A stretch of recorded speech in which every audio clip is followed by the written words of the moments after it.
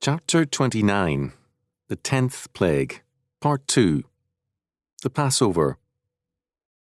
Exodus chapter 12, verses 1 to 10. And the Lord spake unto Moses and Aaron in the land of Egypt, saying, This month shall be unto you the beginning of months, it shall be the first month of the year to you. Speak ye unto all the congregation of Israel, saying, This month shall be unto you the beginning of months, it shall be the first month of the year to you. Speak ye unto all the congregation of Israel, saying, In the 10th day of this month they shall take to them every man a lamb, according to the house of their fathers, a lamb for an house. And if the house be too little for the lamb, let him and his neighbour next unto his house take it according to the number of the souls. Every man according to his eating shall make your count for the lamb. Your lamb shall be without blemish, a male of the first year. He shall take it out from the sheep or from the goats. And ye shall keep it up until the 14th day of the same month, and the whole assembly of the congregation of Israel shall kill it in the evening. And they shall take of the blood, and strike it on the two side posts, and on the upper doorpost of the houses, wherein they shall eat it. And they shall eat the flesh in that night, roast it with fire and unleavened bread, and with bitter herbs they shall eat it. Eat not of it raw, nor sodden at all with water, but roast with fire, his head with his legs, and with the purtenance thereof. And ye shall let nothing of it remain until the morning, and that which remaineth of it until the morning ye shall burn with fire. Exodus chapter 12, verses 1 to 10. This passage gives the rules for the preparation of the Passover. God first gives the rules, and then, in the following verses, the reason for the Passover. God requires obedience because He is the Lord. The understanding follows obedience. The Passover is the establishment of God's covenant with the slaves in Egypt prior to their release. We are told in verse 1 that this was done in the land of Egypt before the departure and the giving of the law at Sinai. The Passover marked Israel's covenant deliverance from Egypt into the life of freedom under God and His law. Israel's calendar was to be remade by the Passover. Verse 2. Dating henceforth was to begin with the time of redemption. The first month was called Abib, newly ripened corn or barley. Exodus chapter 13, verse 4. Later it was also called Nisan, Nehemiah chapter 2, verse 1.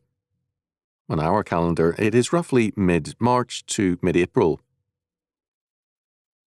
With the covenant, time has a new beginning, and time is reckoned in terms of salvation and is to culminate in God's triumphant kingdom. With Christ's renewal of the covenant as Himself the Lamb of God, time's great renewal began, and the years are now reckoned, Anno Domini, from the year of our Lord. In verse 3 we are told that all the congregation of Israel shall observe the Passover. The term translated as congregation is edah, meaning also assembly, but better understood as community.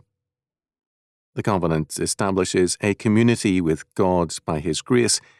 It requires a community among the covenant people. In Deuteronomy and elsewhere, Gahal is used.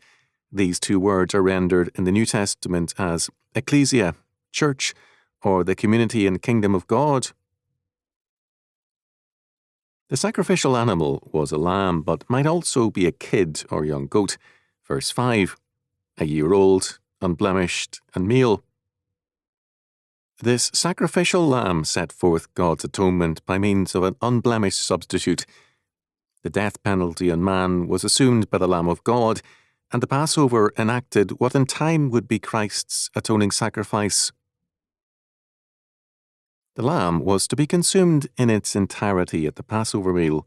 Hence, if a family had too few members, it was to unite with neighbours to observe the meal. The sacrificial animal had to be roasted, not boiled or prepared in any other way. After being skinned and cleaned, it was to be roasted whole. The blood of the lamb was to be kept and then sprinkled on the lintel and doorposts. Verse 7. Blood in Scripture represents life. Those whose doors are marked with the blood of the lamb are spared the 10th judgment. The premise is that a life has been laid down so that the dwellers' lives are spared. The Passover sacrifice was to be eaten with unleavened bread and with bitter herbs. What these were originally, we are not told. In modern observances, it is often horseradish. Because of the destruction of the temple in AD 70, Judaism now uses only a shank bone for the Passover meal. 4 days before the Passover, the lamb was to be set aside. Verse 3. Every member of the family was now to regard the lamb as holy. At first, all are generously of the lamb. 10 to 20 persons were reckoned to one lamb, according to Josephus. Later, the Passover became more a symbol than a meal, and each person received a portion the size of an olive. Anything remaining from the lamb was to be burned. The Passover could not be a solitary feast. It had to be a community observance centered in the family. Life in community is not easy, but it is a religious necessity. Life in isolation can be autobiography, but it cannot be history. As Chadwick observed, history is the sieve of God. The problems and tensions of community life are the testing ground for men. As a slave people, Israel had suffered more than it had been tested. Soon, with freedom, the testing would begin. It is a myth that men love freedom. Fallen man seeks security, not freedom, because his goal is irresponsible power, not maturity and liberty.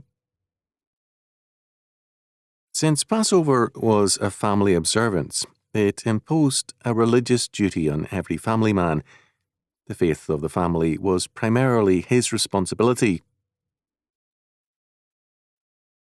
It is a curious fact that the religious New Year for Israel, in spite of the Passover, is at the beginning of the 7th month, Rosh Hashanah, in September. Rosh Hashanah is a harvest festival, whereas Passover is in the spring. It precedes the harvest. By ordering the Passover, God claimed Israel as his property. He had judged Egypt and was now about to deliver Israel. By establishing his covenant with Israel, he now required Israel to keep his law. The response to redemption must be obedience to God's law. The Passover narrative, like most of the Bible, has been the target of skepticism by modernist scholars. Thus, Roy L. Honeycutt Jr. was troubled by the fact that God killed children, that is, the firstborn. He held that either God's character has changed or improved since then, or man now better understands the meaning of this and other events. He held that God used some fatal epidemic and hence the deaths. Such interpretations change nothing. They reveal the sentimentality of modern man, his inability to understand God, God's law or God's judgments, and they are influential in furthering moral corruption.